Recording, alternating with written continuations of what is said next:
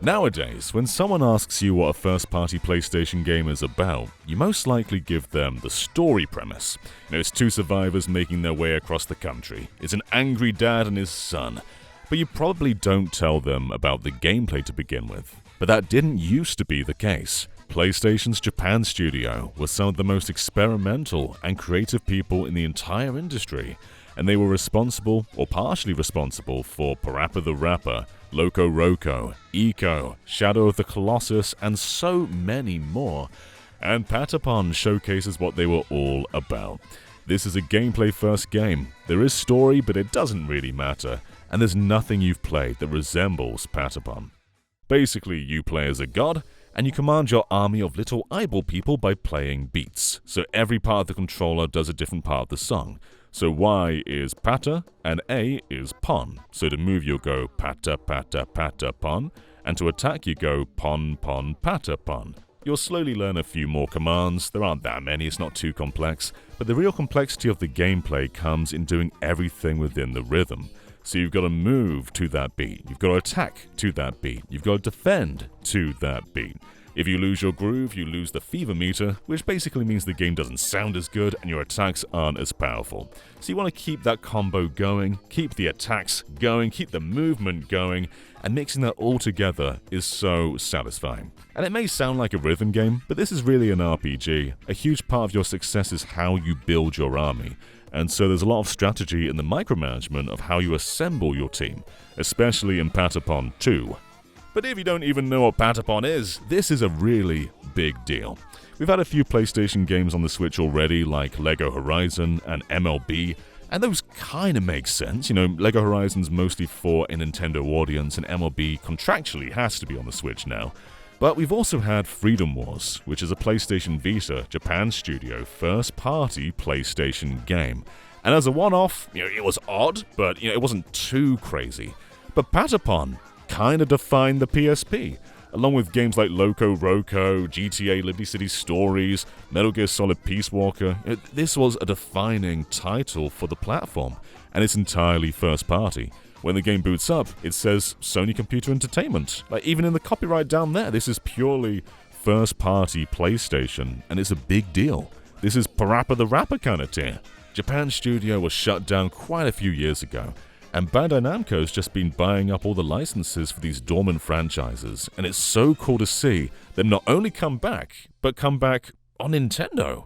It's really, really weird seeing A, B, X, Y button prompts when playing Patapon. It feels illegal doing that. But playing Patapon on the TV still felt fairly natural. It was only when I took it out of the dock and was playing it in handheld mode that it really hit. This is Patapon on Nintendo. And playing in handheld mode feels right. Patapon was always a handheld game, and playing these missions in little bite-sized chunks is how the game's meant to be played. And the Switch 2 speakers are incredibly loud and bassy, and they're perfect for Patapon. This game sounds excellent on Switch 2. So you get both Patapon 1 and 2 in this collection, and there aren't that many new things to talk about. You can adjust the timing in both games, which is very nice, especially in Patapon 1 where it was always a bit more strict, so you can make it easy or hard for yourself. Depends how you want to play. And for the most part the game is in HD, although there's a couple of scenes where it couldn't escape the original resolution of the PSP, like this cutscene here. You can tell it's blurrier than it should be. And if you're playing on PS5 or PS4, you may wonder if you should even get this, as Patapon 1 and Patapon 2 Remastered have been out on those platforms for years. They're even part of PlayStation Plus, so what's the reason to get the brand new collection? Well, those old ones were not good. They had frame drops in a PSP remaster, the latency was no good, they're not great ways to play Patapon 1 and 2, whereas this new version is so much better. But regardless, you really should play it on Switch or Switch 2.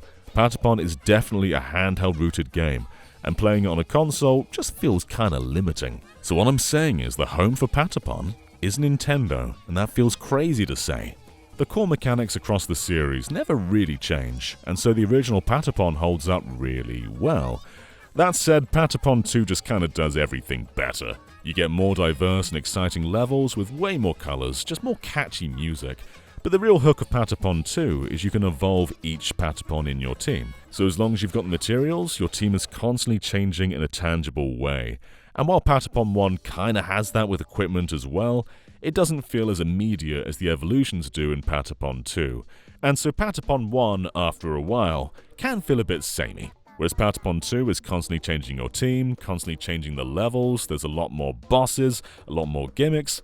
I think all in all it's just the better game. And it's probably the one to start with as well, as everything just moves faster, the game begins faster. It is a shame that the Paragates in Patapon 2 have remained local only. Back on PSP, these are multiplayer dungeons you played together. Local kinda made sense there, but not so much on Switch and PS5. I'd love for these to become online, but they are still only local, so you've got to find friends nearby or strangers in the city who are playing Patapon, chase them down, play the Paragates with them. Patapon 1+2 Replay is a must-play. Historically, it's just crazy to have this big first-party PlayStation franchise on the Switch too, but it's also something that everyone should have played. If you missed out on the PSP, this is the time to play. There is nothing like Patapon other than the upcoming Ratatan, which is also, that's Patapon anyway, and it's a demonstration of how creative the medium can be. A game where you don't play as anybody, you play as a drum, you're commanding basically a parade. This is what Japan's studio was all about, finding new ways to play. Looking at something like Ape Escape, where the right stick doesn't control the camera, but is instead a net you can move in any direction. That is pure creativity, and the fact that something like that can now come to Nintendo simply because it's been dormant for so long is amazing. So let's celebrate these creative games and give Patapon the attention it deserves. This is simply one of the coolest franchises Sony has ever made, and it plays excellently on the Switch. And so I'm giving Patapon 1+2 Replay a 9 out of 10. It's also a really cool game just to play with one hand. Like, you can single Joy-Con this game.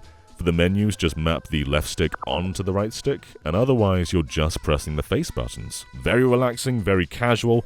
You can hold a baby, you can eat a sandwich, you can play Patapon 1 while playing Patapon 2. The possibilities are endless.